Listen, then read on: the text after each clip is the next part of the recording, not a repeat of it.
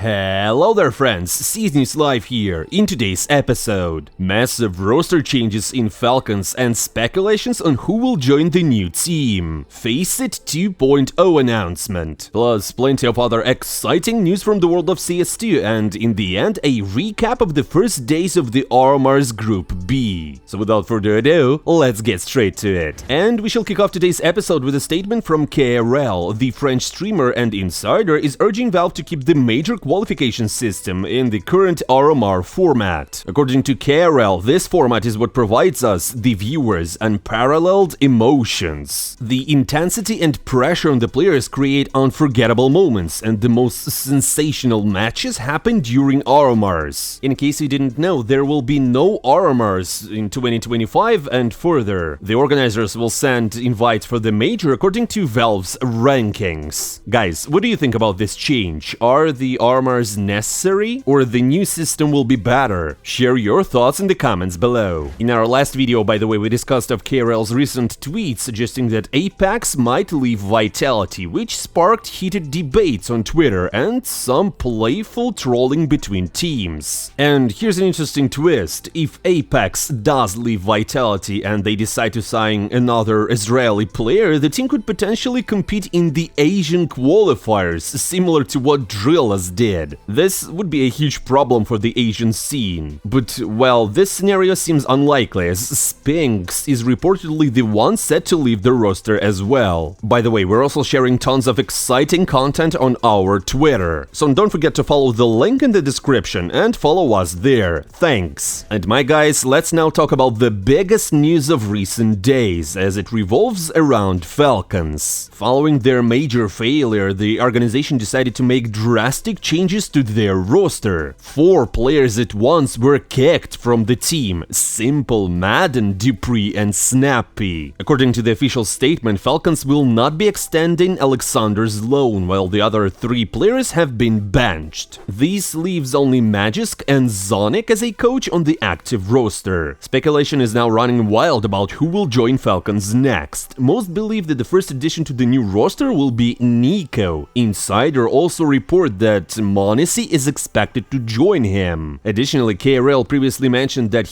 Hat is in talks to join the team, while Apex remains a possibility, as the French captain has yet to renew his contract with Vitality. Falcons might also consider signing young talents, but the real challenge will be convincing players to join after such disappointing results. Many may simply turn them down. Analysts have started assessing the new disbanded roster. Some pointed out the poor communication between Snappy and Zonic, which led to tactical issues, while others highlighted Snappy's strong performance, with 4th place at IM Katowice being the team's best result, and largely thanks to him. Overdrive, for example, blamed Zonic, stating that his only notable contribution over the past year was scolding and benching Boros. Yang shared a similar opinion, claiming that Snappy's lack of confidence stemmed from Zonic's overbearing presence, which stifled the captain's ability to implement his ideas, a situation reminiscent of Alexis B's struggles with poor coach communication. Meanwhile, Thorin argued that both the coach and Falcons management were to blame, accusing the organization of promising Snappy one roster only to deliver something entirely different. Snappy himself said that he joined Falcons not for the money but to play with the best players, suggesting that he may not be at fault at all, or at least not entirely. Guys, what do you think about this situation? Write your thoughts in the comments below, and also we can try to assemble the new Falcons roster with Monesy, Niko, and whoever you want, again, in the comments below. And guys, now before diving into the matches of Aurora Group B, let's touch on an exciting piece of news. So, recently, Faceit launched a stream featuring a 100-hour countdown. Initially titled Faceit 2.0 Coming Soon, the stream was later renamed Just Warming Up. Previously, the creators of Faceit leaked some details about the features coming to Faceit 2.0. These include enhanced player statistics resembling HLTV profiles and a long-awaited solution to smurfing problem, aiming to eliminate it for good. Additionally, there is speculation about a possible redesign of the platform. The full details will be released on November 25th, if my calculations are correct, during a developer stream. Although I personally love the premiere mode, I'm really excited about the Faceit Faceit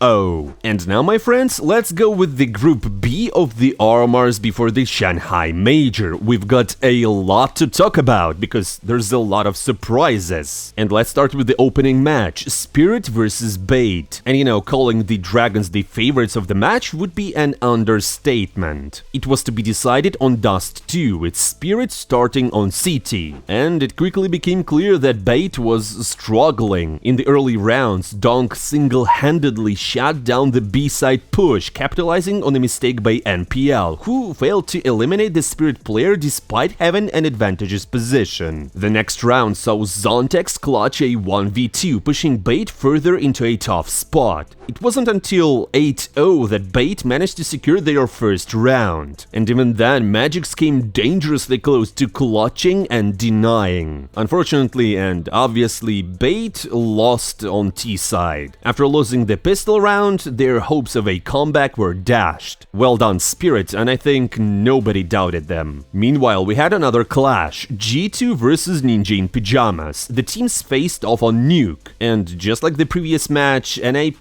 the underdog, had a disastrous start. They got their first round only at 9-0, and then it was 10-2 in the first half. And well, after switching sides, things went from bad to worse for Ninjas in Pyjamas. G2 secured both the pistol round and the follow-up, putting NIP on the ropes. However, well, guys, NIP managed to put themselves together on the CT side, and they won 5 rounds in a row. Their momentum was short-lived though, as Hunter delivered a massive triple kill, sealing the match for G2. Next up was the match between Virtus.Pro and Passion UA on Mirage. The game began with VP showing strong dominance, taking the first 3 rounds. However, Jambo turned the tide with an impressive 1v3 clutch, which sparked a comeback. Passion UA rode this momentum to win 4 consecutive rounds and take the lead. The game eventually reached 5-5, with VP effectively shutting down a B push. Only then to lose the next round flawlessly. The first half ended 6-6. After switching sides, VP started strong again, securing 3 rounds in a row and looking poised to pull ahead. But Passion UA had other plans. After taking 1 round, they shifted into higher gear, winning 5 consecutive rounds and charging towards match point with confidence. But VP refused to back down. They managed to force the game into overtimes. Despite a phenomenal performance from Jame, Passion UA remained composed and outplayed their opponents in overtimes, clinching their first win of the tournament. Good job, guys. In a parallel match, Aurora faced off against Eternal Fire, with the game being decided on Dust 2. The early rounds were even. The teams traded rounds and got to 3-3. And the turning point came when Major secured a 1v2 clutch, which gave Eternal Fire the momentum to take 3 more rounds and build a 7-3 lead. However, Klax responded with an impressive triple kill, narrowing the gap and closing the first half with a 7-5 score, a respectable score for Aurora, to be honest. And after the side switch, the Turkish dominance continued. Eternal Fire won the first 4 rounds on CT and further extended their lead. Aurora managed to scrape together a few more rounds and couldn't turn the game around. In the end, Eternal Fire just secured their first victory of the Armors with confidence. Next up was the match between 9 Pandas and Astralis. And guys, if you missed it, Device is not playing for the team as Bro stepped up. After the map veto, the team faced off on Nuke.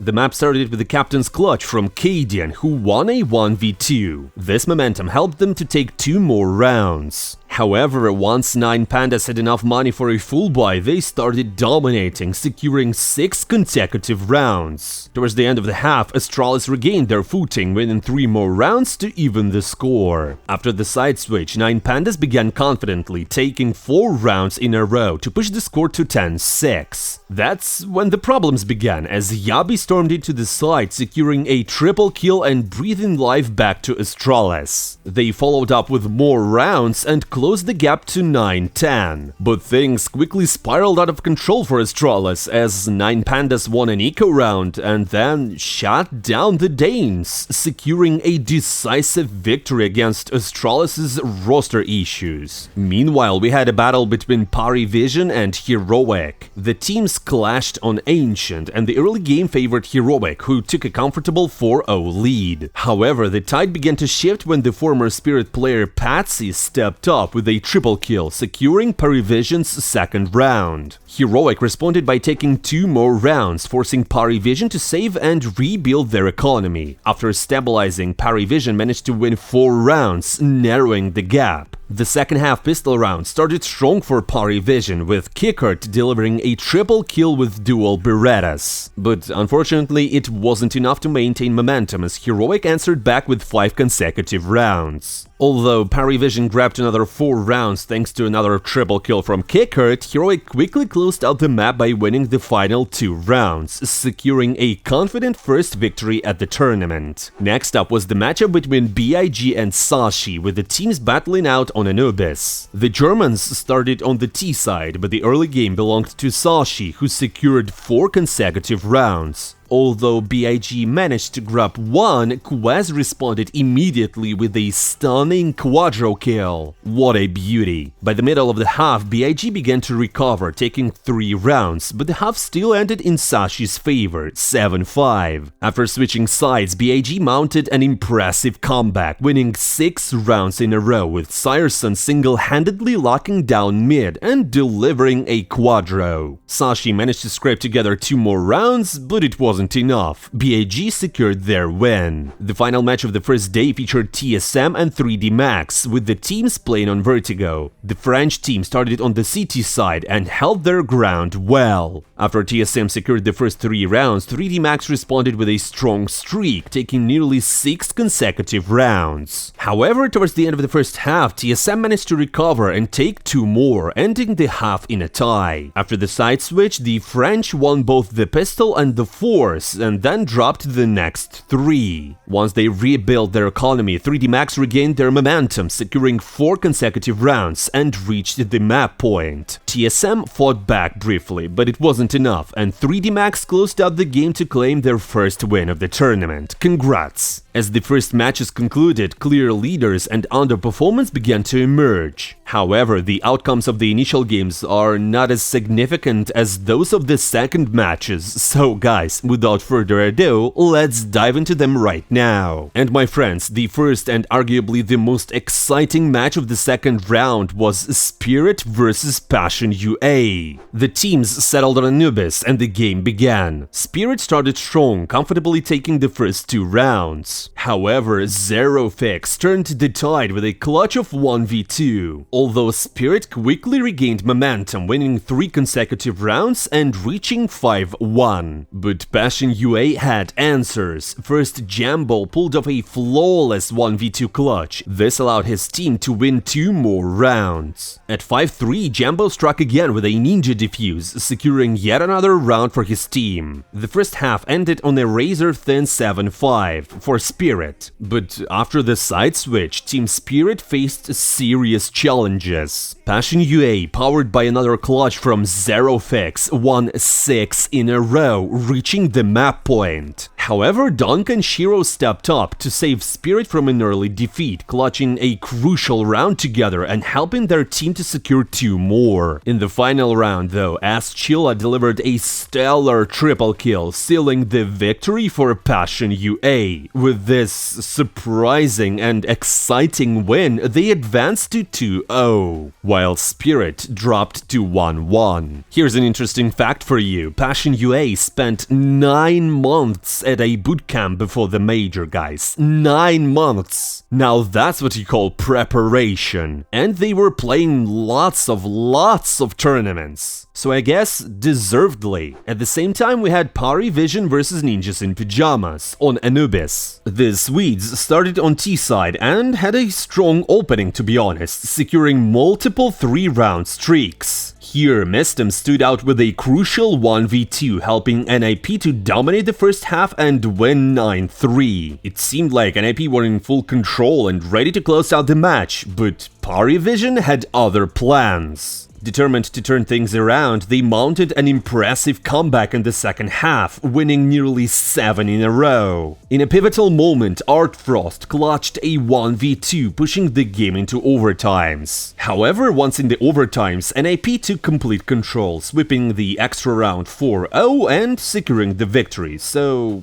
yeah. With this result, Parivision dropped to 0-2 and will fight to avoid elimination, while NIP improved and are at 1-1. Next was Bait vs Aurora on Mirage. The game started in Aurora's favor as they got to 4-1. Bait attempted a B-side push, but they ran into trouble when Deco shut them down from short. Aurora dominated the CT side, securing 10 rounds and leaving B8 with little to work with. On their T side, Aurora got some minor issues, losing a Niko to Bait and giving away a few streaks of 3 rounds. However, their first half lead proved decisive, and despite some resistance, Aurora managed to close out the map. With this win, they got to 1-1, while Bait will face the possibility of an early exit. At the same time, G2 faced off against 9 Pandas on Dust 2. The Samurai completely dominated the first half, wiping their opponents off. Here, after winning the pistol round, Hunter delivered an impressive ace, setting the tone for G2 to take 6 consecutive rounds. 9 Pandas managed to scrap together 2 rounds, but their momentum was short-lived as they crumbled again, and it was 9-3 in favor of G2 at halftime. After the side switch, G2 won the pistol round with a triple kill from Monesy, and then they got 2 more. At the map point, 9 Pandas decided not to give up that easily. Glowing turned the tide with a triple kill on A, seemingly shaking G2's confidence as they struggled to close the game. 9 Pandas kept the pressure while Dilatus delivered a quadro kill on B side, and it was the overtimes. Riding the wave of momentum, 9 Pandas won the first round. An amazing triple kill from Shalfei with the AWP. However, G2 quickly bounced back, taking 3 rounds in a row and finally closing out the map. So G2 advanced to 2-0, while 9 Pandas dropped to 1-1. Next, Sashi faced off against Astralis in what was almost a Danish derby. This match was particularly significant for Mr. and Lucky, both former Astralis players. The battle unfolded on Inferno and the first half was extremely close. The teams traded rounds evenly, and a critical moment came at 5-5 when Cadian landed an unbelievable shot to secure a crucial round for Astralis. This gave them the edge to close the first half at 7-5. After switching sides, Astralis picked up 2 more rounds, nearly doubling their advantage. However, Sashi came roaring back, winning 5 consecutive rounds and taking the lead. The match came down to a tense finish. Astralis briefly pulled ahead to 11-10, but a costly mistake in their late round execution swung the momentum back to Sashi. Capitalizing on this, Sashi secured the final 2 rounds and clinched the victory. With this loss, Astralis dropped to 0-2. The Danish powerhouse is now at risk of an early exit. At the same time, Eternal Fire faced off against 3D Max in a battle to reach 2-0. It was on Nuke. The match began with a strong dominance from the Turkish side as Eternal Fire secured 6 consecutive rounds. However, the French responded with a streak of 3 near the end of the first half. They had the chance to equalize the score but fell short when Eternal Fire flawlessly played out a difficult 2v3, so it was 7-5 in their favor. After switching sides, 3D Max mounted a comeback, first tying the score and then keeping Eternal Fire from pulling too far ahead. The game reached 11-11, a tense situation where Exercise perfectly defended a side, giving 3D Max the map point. Eternal Fire, however, refused to give up, pushing the game into overtimes. The extra rounds were fiercely contested, with some rounds ending almost instantly. The intensity led to yet another set of overtimes. The pivotal moment came at 15-15 when Centaurus missed a seemingly easy frag. This error allowed 3D Max to win 3 consecutive rounds and secure the map with a final score of 19-16. Next up was Virtus.Pro against TSM. Both teams lost their first matches, putting them on the brink of elimination. The game was on Ancient, and VP started on City side. The match began evenly, with both teams trading rounds. Electronic played a key role in keeping VP competitive, first breaking through mid on a force by disrupting TSM's plans, and then winning a crucial retake in the following round. The Danes, however, had their moments too, with Acor pulling off an impressive entry kill from a triple boost. The first half ended in a tie, but the second half kicked off with a stunning pistol round from Norbert, who secured a triple kill to push VP ahead, eventually reaching 9-6. And guys, this is when one of the RMR's most funny moments occurred. Faceit got disoriented in a smoke and bumped into Valde, costing VP the round. However, a few rounds later, Electronic delivered a crucial triple kill to push VP to their 10th round. In the end, despite some struggles, Virtus.Pro managed to close out the game and secured a hard-fought victory. And the final match of the day featured the clash between BIG and Heroic, with the teams battling out on Ancient. BIG started on the T side and completely dismantled Heroic's defenses. Despite losing the first 3 rounds, once BIG had their economy in place, they went on a dominant streak. They took 6 consecutive rounds, getting to 7-5 by the end of the first half. After switching sides, Heroic tried to mount a comeback, winning both the pistol round and force buy. However, BIG quickly regained control and continued their dominance. At 10-7, Crimbo delivered a stunning quadro, seemingly breaking Heroic's morale. Although Heroic managed to secure 1 round after that, BIG responded with another streak, now of 3 rounds, and ultimately closed out the game. They proceed to 2-0. Let's dive straight into the matches from the second day of play. These games turned out to be much more intense, as they determined who would advance to the main stage with an unbeaten record and who would be eliminated from the championship.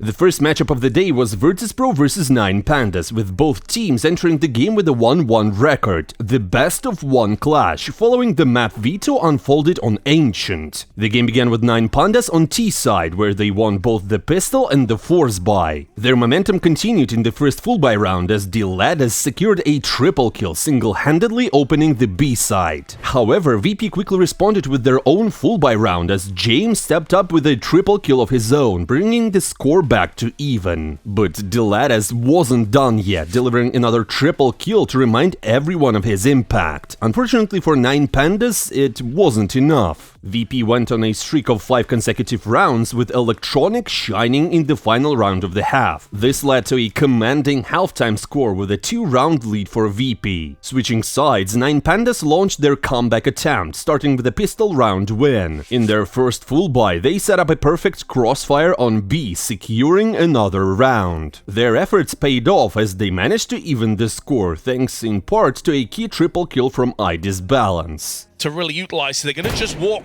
right through that smoke. But Balance alongside Diladas are holding it down one more time. Jake with the wild spray gets punished. However, VP didn't back down. Electronic stepped in again with a quadro kill, winning VP their first T-side round. Norbert followed it up with another quadro in the next round, so it was delicious. These efforts brought VP to match point. Even in this dire situation, 9 Pandas refused to give up. First, Result secured a triple kill, followed by Glowing clutching a 1v2. But despite the resilience, VP managed to secure the final round, sending 9 Pandas to 1-2. In a parallel match, Spirit played against Aurora. I will remind you that on the first day of play, Spirit secured Dust 2 without much trouble, while Aurora effectively defeated themselves in attack. The question was whether Aurora had learned from their mistakes, so let's watch. So Aurora's troubles began almost immediately. Although they comfortably secured the pistol round, the Dragons struck back with a well-played force buy, and then got 2 more. However, when Aurora managed to afford a full buy, they capitalized and won 2 rounds, even in the score. Yet, at 3-3, Aurora made a critical error, losing 2 pistols and a saved AWP. This misstep allowed Spirit to string together 3 more rounds and reclaim the lead. Aurora tried to fight back, managing to secure 2 rounds, but Spirit surprised them in the final round of the half by fielding a double op setup with Shiro and Donk. With this, they tipped the balance in their favor. The second pistol round saw Shiro continue his dominance, clutching a 1v2 with a quadro kill, and the Dragons took 3 additional rounds after that in a comfortable 11-5 scoreline. Aurora managed to put themselves together briefly and secured 2 rounds of their own, but it wasn't enough for a comeback. Thanks to Shiro's phenomenal performance, Spirit claimed the match and moved to 2-1, while Aurora will face the brink of elimination. Next was a best-of-1 between Sashi and Eternal Fire. They played on Inferno. The game initially went into favor of the Turkish team as they comfortably secured the pistol round and the 4th round on CT side. However, once the Danes had enough money for a full buy, they immediately took control, stringing together 4 consecutive rounds to take the lead. What followed was a back-and-forth battle, which Waxic momentarily stopped at 5-5 with a stellar quadro kill while defending A. Despite this standout play, the game remained evenly matched, with the first half concluding in a tie. While the first half was balanced, the second half was a one-sided domination by the Danes. Eternal Fire barely managed to scrape together a single round and even lost the final one despite having a numbers advantage, as Quaz pulled off a quadro clutch and secured the victory for Sashi. And my friends, this outcome was unpredictable, to be honest. The final best-of-1 match featured a clash between Heroic and NIP on Anubis. Heroic started on the T side and came out strong. After winning the pistol and force rounds, they dropped a single round but responded with a dominant 5-round streak. Not even an incredible shot from Shakeup could bring NIP back into the game quickly. However, towards the end of the first half, the Swedes managed to stabilize the situation, claiming 4 rounds and bringing the score to 5-7. But unfortunately for NIP, the second half was over almost as soon as it started. On the pistol round, Nerds delivered a stunning quadro, and at 10-5, Dexter completely locked down mid, leaving the opposition no room to recover. Hence the easy win for Heroic. Now, my friends, let's move on to the group deciding matches, because it's all about the 3 O's. The first battle for Legends at the Major was between BIG and Passion UA. While the Germans had a relatively smooth path through their earlier opponents, Passion UA had already faced CS giants in Team Spirit and formidable challengers in Virtus.Pro. The match kicked off on Anubis, the pick of Passion UA. The Ukrainian team started strong on the CT side, winning the first 3 rounds. However, Tapson stepped up with a stellar quadro kill and a 1v2 clutch to bring BIG back into the game. Passion UA had their own response with a brilliant quadro kill from Astralis, but the momentum began to slip from their grasp, allowing the Germans to even out the first half. After the side switch, Crimbo shone in the pistol round, delivering a flawless quadro. Yet, Passion UA weren't ready to back down. They rallied with an incredible streak of 6 consecutive rounds, reaching the map point. BIG tried to mount a comeback with 2 rounds of their own, but in the end, Passion UA just closed out the map because it was their pick and they were just simply better. Next up was Dust 2, the pick of BIG. The Germans wasted no time showing why they chose this map. First, Regan secured a triple kill in the pistol round, and then Tapson almost pulled off a 1v4. Fortunately for Passion UA, they managed to put themselves together and evened the score at 3-3 after winning a few rounds. However, BIG once again demonstrated their strength, claiming another streak of 4 rounds, including a remarkable 3v5 clutch in the final round of the half. The second pistol round also went to the Germans, with Fear notably attempting to knife Regan but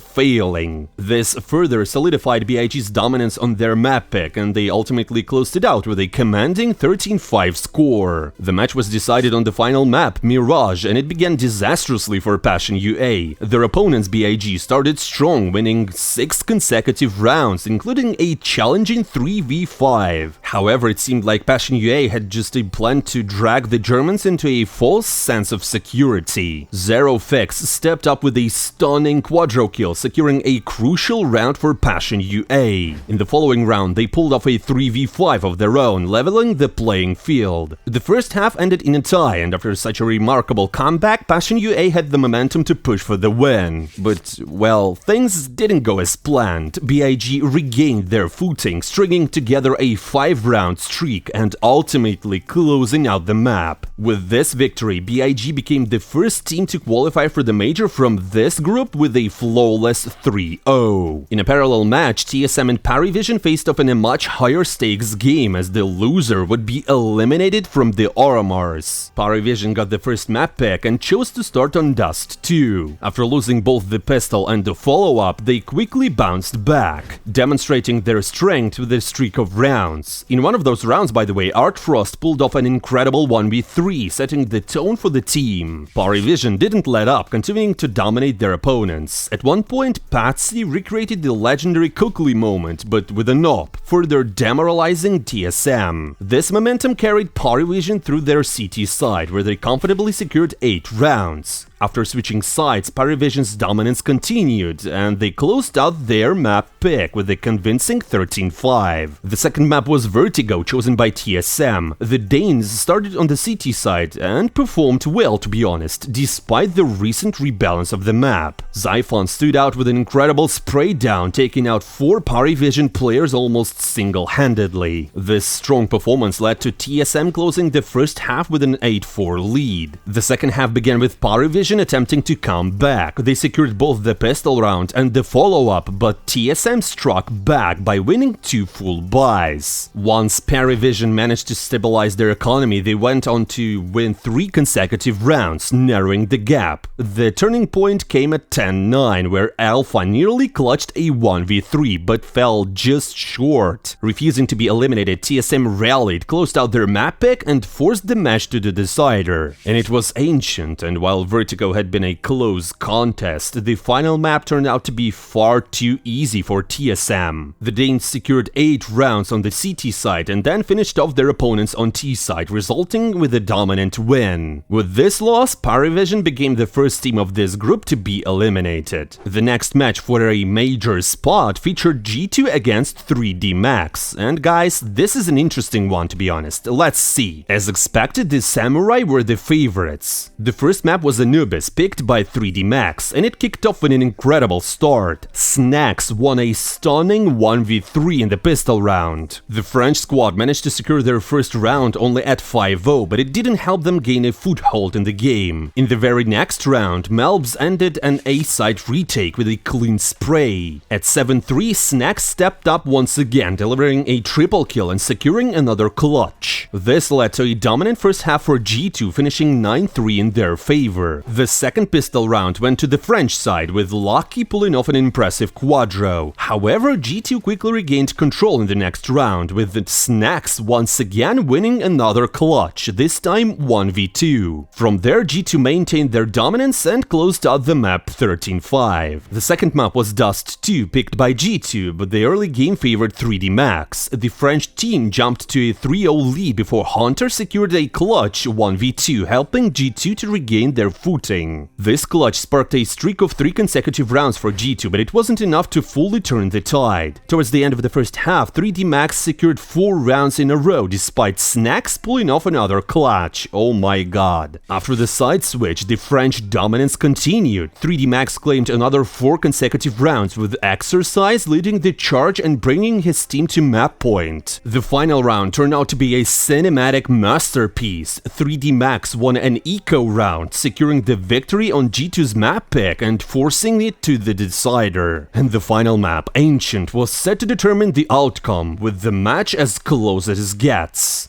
3D Max started strong, winning the pistol round, but soon Melbs stepped up for G2, shutting down the French team. It helped G2 secure the next 2 rounds. However, once 3D Max had the economy for a proper buy, they just came back with a streak of 5 consecutive rounds. G2 responded again, with Malps coming to the rescue, denying 3D Max's push to A. The first half ended with a slight edge for 3D Max, leading 7-5. After the side switch, G2 refused to back down. They launched a comeback, winning 4 rounds in a row, and it was 9-7. Niko nearly pulled off a crucial clutch, but despite the setback, G2 managed to grab 2 more rounds. But then, things fell apart for the Samurai. Their strategies stopped working, and 3D Max capitalized on their growing economy. They just did 5 consecutive rounds and closed the decider in their favor, getting to 3-0 and qualifying for the major. They were undefeated in the Aurora, while G2 go to 2-1. The second elimination match of the day featured Astralis and Bait, with both teams struggling throughout the tournament and now fighting for survival. The game began on Mirage, Bait's pick. Early on, the match seemed closely contested, with both teams trading rounds. Bro even managed an ace. The first half ended in a tight 7-5 lead for Astralis. After switching sides, however, Bait found their rhythm. Hattrick put on a masterclass with the AWP, helping his team to climb to 7-11. Astralis mounted a comeback attempt and even came close to forcing overtimes, but NPL stood like a fortress on A side, single-handedly shutting down the Danes. So the map was won by Bait. Next up was Nuke, Astralis's pick. Initially it looked like the Danes were poised to dominate on the T side, until they lost an eco. This loss shifted the momentum entirely, as Bait went on a streak of 6 consecutive rounds on defense, building a commanding lead. Things went from bad to worse for Astralis when Bait added 3 more rounds, and it was 11-4. Despite this dire situation, Astralis showed resilience. At 11-5, Cadian delivered an incredible ace with the AWP,